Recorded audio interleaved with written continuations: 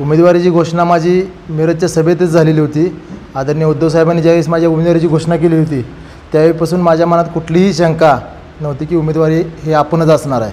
त्यामुळे आज महाविकास आघाडीत मार्फत घोषणा झालेली आहे आणि आज मित्रपक्ष असतील प्रत्येकाची अपेक्षा होती की ही जागा आमच्या घटक पक्षांना मिळावी, पण आज महाविकास आघाडीकडून अधिकृत उमेदवारीची घोषणा झालेली आहे। त्यामुळे आता महाविकास आघाडी म्हणून आम्ही सर्वजण एकत्र काम करणार आहोत आणि ह्या निवडणुकीला समोर जाणार आहे।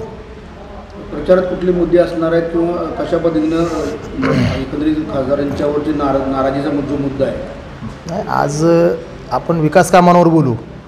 आजचा महत्त्वाचा मुद्दा आजच्या आपण जर आज आपल्या सांगली लोकसभा मतदारसंघाचा विचार केला, अजून मे महिना येणार आहे, पण आजच्या दिवसाची अवस्था अशी आपल्या जिल्ह्यातली 84 गावांना टँकरनं पाणी पुरवठा चालू आहे।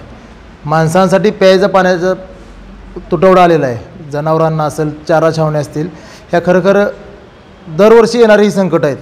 ह्या संकटांना सर्व ज्या योजना आहेत त्या पूर्णत्वास नेणं हे खरं माझ्यासमोर सर्वात मोठं आव्हान असणार आहे आणि ते येणाऱ्या काळामध्ये ते आपण प्रामुख्यानं ते पहिल्यांदा पाण्याचा प्रश्न सोडवण्यासाठी प्रयत्न करणार आहोत।